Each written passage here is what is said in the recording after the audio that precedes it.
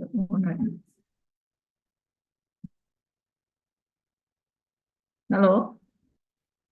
Sampai di kelengkapan aku komunikasi. tadi ada telepon, soalnya aku dulu nelpon. Tadi sampai mana ya? Kok saya lupa ya? Ah, ya contoh tadi. Saya ngasih contoh tadi toh. Contoh yang tidak lengkap itu kan. Ya pada. Ya saya hanya ngomong, kalau ke Galaxy Mall kalian naik apa? Kan sangat sangat singkat sekali kan pertanyaan saya. Dan sangat tidak lengkap informasinya. Ya Banda. Akhirnya efeknya apa? Akibatnya apa? Kalian menjawab, rasanya sebagian besar itu menjadi tidak benar gitu. Ya, menjadi salah jawabannya karena informasi yang tidak tepat ya atau tidak lengkap. Maka dari itu ketika berkomunikasi ini dia warnanya beda sendiri. Completeness itu penting gitu ya. Nah, di samping 6C lainnya gitu ya. Nah, untuk menjadi seperti ini nih sulit, tapi bisa dipelajari enggak?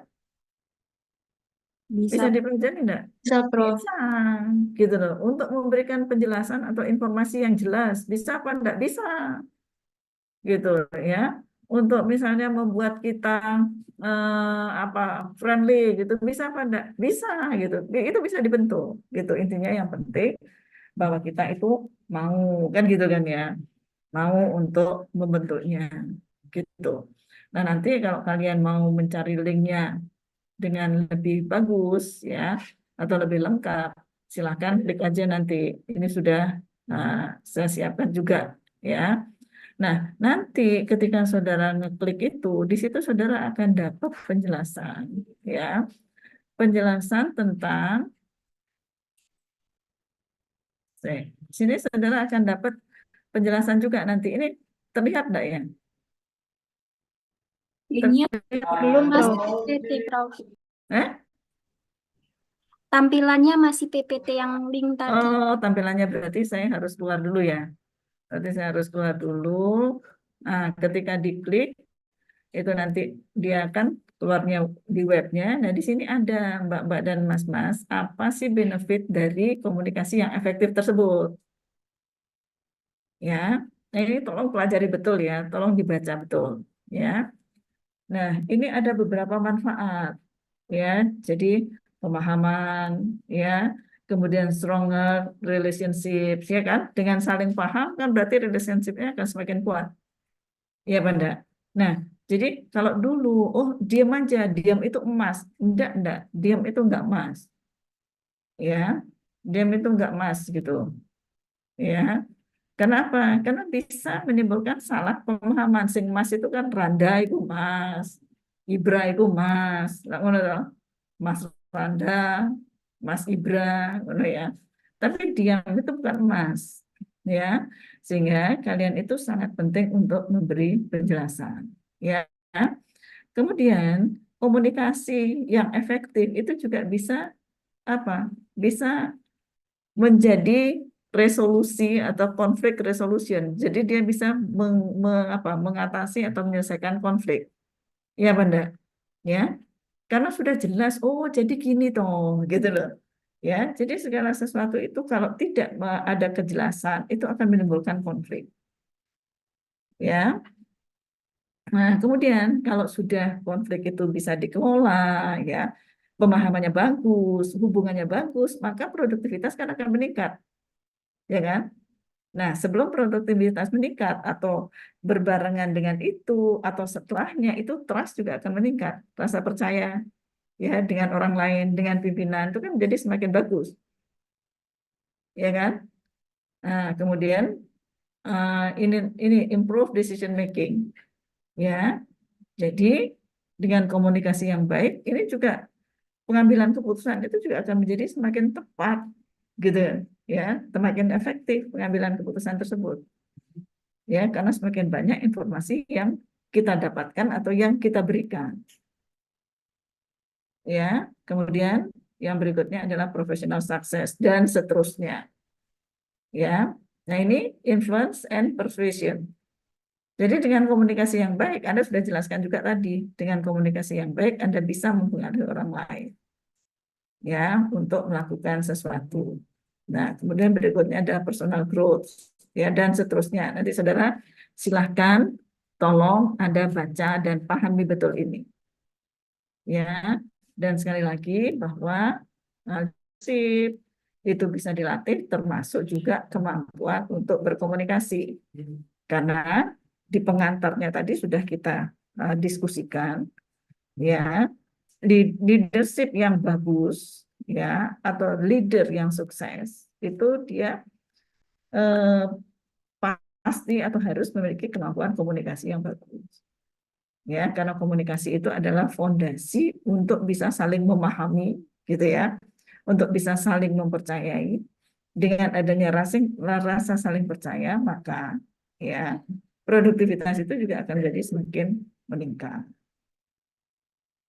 Ya, nah, pesan saya kalian ini di kelas, ya, maupun di organisasi, tolong jangan segan-segan untuk berbagi lagi tadi, ya, termasuk berbagi informasi, berbagi data dan seterusnya, ya. Jadi saling mensupport aja gitu. Nah, kalau sudah tumbuh rasa saling support, ya, saling menghargai dan seterusnya, berarti semua di kelas itu leadership-nya baik gitu loh. Ya, oh berarti banyak banyak pemimpin ya, ya pemimpin banyak, tetapi pimpinan kan tidak banyak gitu loh. Ya ketua kelas ya satu, yang ada apa wakilnya atau ketua satu, ketua dua kan gitu kan. Yang satunya ya satu, ketua satu ya satu. Kalau ada dua namanya ketua dua. Tidak boleh ketua satu A dan ketua satu B kan tidak mungkin gitu gitu. Ya, sudah paham sampai di sini? Ada diskusi tentang itu? Sudah? Baik, saya lanjutkan sedikit. Sip, Prof. Oh ya, ada yang Saya mau ada tanya apa? pertanyaan, Prof. Oh ya, Terkait komunikasi yang tadi, itu kan mm-mm. tujuannya supaya tidak ada kesalahpahaman. Nah, Ya, bagaimana jika seorang leader yang memang punya posisi, misalkan jadi ketua, kemudian sudah ya, berusaha membangun komunikasi yang baik dengan pengikutnya, tapi pengikutnya cenderung pasif, Prof. Sehingga mm-mm. tidak terjalin komunikasi yang efektif. Nah, itu sebaiknya apa yang perlu dilakukan ya, Prof? Karena Oke. dari seorang leader sendiri sudah berusaha sebaik mungkin untuk membangun Ya, komunikasi yang baik, efektif. ya, dia berusaha membangun komunikasi yang baik ya, tapi Betul, Prof. oh, tetap pasif aja, gitu kan ya. Ya, betul. Nah, kira-kira gimana? Yang lain, ada masukan atau ada pendapat? Ya, dia sudah berusaha dan bahkan dia merasa sudah berkomunikasi dengan baik, ya. Tapi yang diajak komunikasi diam aja gitu. Jangan-jangan yang diajak komunikasi patung, Mbak, yang pandai menengahin. Nah, enggak kan? Nah, gimana? Ada masukan? Kira-kira kenapa kok begitu? Nah, kemudian apa upayanya? Siapa? Izin menanggapi Ya, terkait pertanyaan dari Diva. mm, Sebetulnya untuk alasan itu tuh setiap orang tentunya tidak sama, Prof. Tapi kalau misalnya salah satu contohnya anak itu tadi tuh tidak aktif atau pasif, mungkin dikarenakan motivasi dalam berorganisasi itu kurang gitu. Jadi kita sebagai leader itu tentunya tadi harus bisa menjadi inspirasi anggota tersebut atau memotivasi mereka seperti itu. Terima kasih. ya, baik, ya. Jadi nomor satu dicari penyebabnya kenapa kok dia pasif, gitu ya. Nah, mungkin saja dia ini sebetulnya masuk organisasi itu terpaksa, bukan karena passionnya dia di situ, gitu. Ya, sehingga diajak omong udah dia diem aja. Ya, diarahkan apa atau diajak apa dia diem aja. Wah, kasihan ya, kasihan orang itu ya, gitu ya. Ngapain dia masuk di organisasi? Kalau misalnya memang kalau hanya untuk membuat orang sakit hati gitu ya jadinya ya. Oke, satu. Ada lagi enggak yang lain? Ada lagi enggak kira-kira? Lalu apa upaya yang harus dilakukan?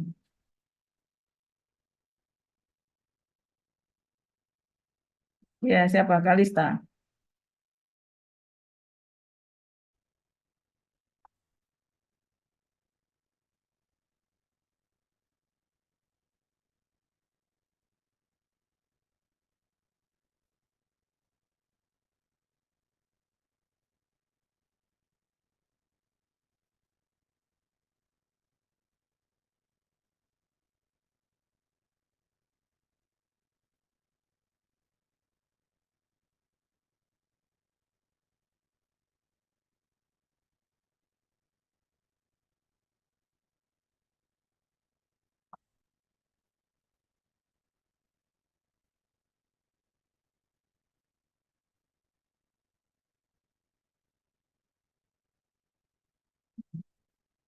Oke, baik.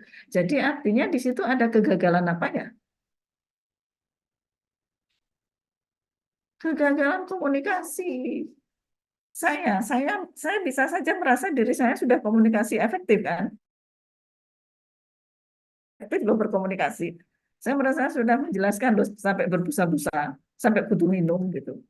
Tapi ternyata tidak banyak yang aktif. Tapi ini bagus sudah ada yang aktif gitu. Tapi tidak banyak, tidak semua. Kecuali kalau saya tunjuk misalnya baru ngomong gitu. Ya kan? Ya, banyak faktor yang kemungkinan menyebabkan. Satu, mungkin saja memang saya tidak bisa berkomunikasi. Gitu loh. Ya mungkin saja komunikator itu tidak bagus cara menyampaikannya. Gitu. Ya. Tapi mungkin saja juga karena yang saya ajak berkomunikasi itu dia capek mungkin. Atau dia sebetulnya paham, tapi ngapain sih gitu. Ya, ngapain sih? Toh juga nanti aku tidak kebagian. Atau juga nanti dikira gimana, wah aku tak jaim. Kan macam-macam itu. Ya, nah itulah kenapa seorang leader itu dia tidak berkomunikasi hanya satu kali. Tidak, gitu. Untuk menanamkan budaya itu tidak bisa hanya ngomong satu kali. Nih coba kalian hitung ya, berapa kali sih orang tua kalian, terutama ibu nih, ya, nyuruh kalian belajar ya waktu SMA. Wes, waktu SMA aja, bukan di perguruan tinggi, waktu SMA. SMA 3 tahun apa berapa tahun? Kalian 4 tahun apa 5 tahun SMA? 3, Ya, Prof. 3 tahun kan? Iya. Nah, berapa kali ibunya nyuruh belajar? Hanya tiga kali? Tidak mungkin. Gitu loh. Pasti berkali-kali. Itu tujuannya apa? Untuk menanamkan budaya. Gitu loh. Untuk supaya kalian gerak belajar. Nah, gitu. Ya. Jadi kalau kita merasa sudah ngasih tahu, sudah gini, tapi tidak jalan, berarti ada yang salah di komunikasi kita gitu. Ya, di komunikasi kita atau di cita-citanya awal ini gitu. Jangan-jangan seleksinya itu juga yang tidak pas. Nah, gitu ya. Jangan-jangan penempatan di departemen-departemen juga tidak pas. Ya. Nah, itu persoalan yang terkait dengan komunikasi juga gitu. Ya, paham ya? Ya, apalagi karena gini, seseorang itu bisa saja dia merasa sudah pintar, merasa sudah lengkap, merasa sudah menjelaskan. Tapi yang tahu bahwa memang benar atau tidak, atau sudah dia bagus cara komunikasinya adalah yang dikenai atau yang diajak berkomunikasi kan. Nah, sehingga indikator kualitas seseorang, ya misalnya saya, kemampuan dosen itu ngajar, bukan dari dosennya sendiri, aku pinter lo ngajar. Aku sudah jelasin loh, enggak begitu, tetapi dari mahasiswanya. Mahasiswa paham enggak? Nomor satu kan pahamnya itu gitu loh. Mahasiswa jadi kan yang kita ngomong nanti di training, kan ada evaluasi training yang Kirkpatrick gitu loh. Ya kita analogikan itu meskipun kita ini tidak training ya, itu kan pembelajaran. Nah yang pertama itu memang reaksi. Ketika dosennya ngomong, reaksi Anda apa? Anda tidur, ya, atau Anda ngapain gitu? Itu reaksi. Atau sebaliknya Anda memperhatikan. Ya, setelah itu Anda belajar, ya, mempelajari atau mengingatkan apa yang diomong sama dosennya, apa yang Anda baca dan seterusnya gitu. Ya. Nah, kemudian kalau sudah sampai di tempat kerja, Anda melakukan sesuatu. Itu kalau training loh ya, bukan pembelajaran ini. Tapi kalau yang ini bisa dianalogikan setelah Anda apa mempelajari sesuatu, oh, akhirnya Anda paham. Nah, syukur-syukur kalau Anda mempraktekkan, kan gitu kan. Ya, apalagi ini leadership. Leadership ini untuk semua. Siapapun dia punya kemampuan leadership. Yang penting adalah apakah itu kita asah atau tidak. Kan gitu ya. Nah, kembali lagi komunikasi, komunikasi itu bisa dipelajari dan indikatornya keberhasilan komunikasi itu bukan hanya pada frekuensi berkomunikasinya gitu. Ya, tapi efek dari komunikasi tersebut. Ya, nah efek dari komunikasi tersebut itu sangat dipengaruhi dari cara penyampaiannya. Jadi 7S tadi itu, 7C tadi itu, gitu. Ya, dan termasuk juga channel untuk 7C tersebut, gitu. Ya, saya melalui online, melalui telepon, atau melalui memo, atau ngomong langsung, itu beda efeknya. Ya, pada. Itu pemilihan channel ini juga sangat mempengaruhi kesuksesan komunikasi. Gitu ya. Baik. Oh ini sudah jam 3, ya waktunya sudah habis ya. Nanti ini saya share ke kalian, ya. Ini bagus kok, materi ini bagus, ya. Nah ini 3 tips ya on leadership and effective communication. Ini ada tipsnya dikasih itu, ya. Nah dia mengatakan mulai itu dari akhir gitu, ya. Begin with the end in mind. Jadi ketika kita melakukan sesuatu gitu, yang kita pikirkan tujuannya, endingnya itu apa sih gitu. Nah kalau kita ngomong manajemen, ngomong perencanaan khususnya, kita mau kemana? Nah itu ya kita mau kemana? Ya saat ini kita ada di mana? Ya sehingga kita bisa menentukan dengan cara apa kita mau kemananya tadi gitu. Ya, nah di sini juga begitu. Ya leadership dia memulainya dari visinya. Visi itu adalah cita-cita yang hendak dicapai. Cita-cita itu kan bukan di belakang kan cita-cita tersebut, tapi cita-cita kan di depan toh. Ya. Nah, dia harus punya visi yang jelas gitu ya. Kemudian dikomunikasikan secara jelas ya. Kemudian mengajak anggotanya ya di dalam semua langkahnya ya. Kemudian memberikan ilustrasi-ilustrasi yang sederhana tapi efektif gitu ya. Misalnya, saya sudah pernah enggak ya memberi contoh di kelas ini. Misalnya visinya itu menjadi apa? Misalnya menjadi kelas ya, menjadi kelas nih di kelas kelas Anda kelas 4 apa ini? 4B. Menjadi kelas yang tersolid di FKM UNER. Misalnya gitu. Menjadi kelas yang terkompak di FKM UNER. Ya, itu visinya. Kemudian ada visi lain. Menjadi kelas yang paling ramai di FKM UNER. Sama enggak cara mencapainya? Aktivitas atau taktiknya atau strateginya sama apa enggak? Visinya sama apa enggak tadi? Berbeda, Prof. Berbeda, visinya beda kok. Satunya mau menjadi yang paling kompak, satunya jadi paling ramai. Nah, kalau tujuannya beda, cara mencapainya kan juga beda, betul apa enggak? Nah, kalau cara mencapainya beda, resources yang diperlukan juga berbeda. Itu maksudnya.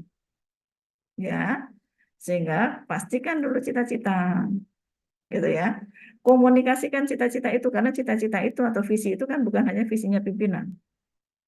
Ya, tapi itu visi organisasi, sehingga semua orang yang ada di organisasi itu paham visinya gitu. Oh, kalau visinya sudah jelas tadi menjadi kelas yang apa tadi terkompak gitu ya di FKM UNER. Ya sudah, semua gerakan Anda menuju ke kekompakan tadi. Kalau ada tugas, ayo kerjakan bareng-bareng. Ya meskipun tidak diroyok satu kalimat diroyok bareng-bareng begitu, enggak si A ngerjakan apa, ini ngerjakan apa dan seterusnya nanti ada yang mengkompilasi. Gitu. Ya. Nah, yang perlu saudara garis bawahi adalah kita diminta untuk memiliki mindset mulai ya with the end in mind ya. Begitu. Nah, nanti kalau kalian ingin mempelajari lebih dalam, ini sudah saya sediakan linknya juga. Ya, ini ada beberapa link, silakan Anda baca. Nah, kemudian untuk menjadi leader yang efektif, ini kemampuan mendengarkan itu juga sangat penting. Ya, dengan mau mendengarkan, contoh nih, ya, saya ngomong, Anda mendengarkan, saya merasa dihargai. Ya, saya merasa Anda mau mempercayai apa yang saya omongkan. Demikian juga sebaliknya, Anda menjawab tadi, kemudian saya komentar, saya mendengarkan, Anda merasa terpakai enggak energi Anda? Diterima apa enggak? Dihargai apa enggak? Gimana? Halo? Lah, kok diam aja? Dihargai, Prof. Ya, jadi Anda merasa dihargai dengan cara apa? Anda dihargai itu dengan cara apa? Dengan si leader ini mau dengarkan, gitu loh. Mau mendengarkan apa yang Anda sampaikan. Oh ya, terus kemudian ditanggapi dan sebagainya. Ya, nah jadi mendengarkan itu adalah salah satu juga yang harus dimiliki oleh seorang leader. Ya, nah ini dia bilang, when you listen, you get total commitment from the people you lead. Ya, ya sih kalau kita mendengarkan, apalagi mendengarkan idenya, dia punya ide apa, ya, kemudian kita terima ide tersebut, nah kemudian dijalankan, oh dia akan komit banget loh, ya. Nah kemudian you transmit trust and respect by listening. Ya, dengan dengarkan, coba misalnya kalian ngomong ya, kalau misalnya sama sama senior gitu ngomong, kalian ngomong, kemudian seniornya sambil HP-an gitu, ngono toh. Itu kan Anda merasa tidak dihargai kan? Ya, itu kalau kondisi seperti itu tidak akan menimbulkan trust, gitu loh. Tapi sebaliknya, bila senior saudara misalnya Anda ajak ngomong, kemudian dia mendengarkan, ya, nah eh, perhatiannya kepada Anda itu pasti beda penerimaan Anda, gitu. Ya, dengan dia mendengarkan itu sebetulnya dia sudah apa ya, mentransmisikan gitu rasa percaya kepada yang diajak berkomunikasi. Ya, ini catatan lagi yang di kalimat terakhir. If you want a very, very high performance team, learn to listen to them, ya. Learn to listen to them a lot and respond correctly, ya. And their motivation to succeed will follow, ya. Ini pesan, beberapa pesan dari Ben Simonton ini, ya, tentang betapa pentingnya mendengarkan. Dan mendengarkan adalah salah satu bentuk komunikasi.